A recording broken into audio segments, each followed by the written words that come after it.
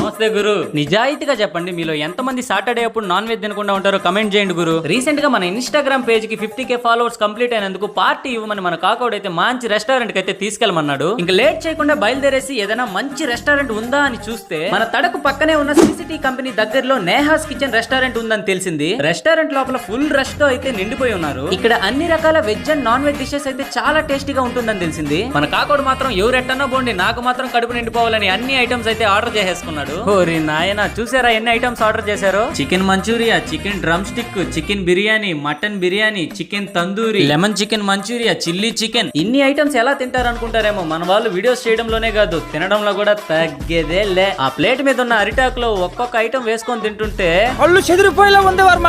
కాకోడు మాత్రం వాళ్ళకి ప్లేట్లు గడకుండా ఉండే విధంగా హెల్ప్ చేశాడు. తిరిందరగడానికి అయితే అందరం గోలీ సోడాలు అయితే తాగేసాము. ఇక్కడ క్యాటరింగ్ సర్వీసెస్ కూడా చేస్తారంట. మీరు తప్పకుండా మీ ఫ్రెండ్స్ అండ్ ఫ్యామిలీతో నేహాస్ కిచెన్ ని విజిట్ చేయండి.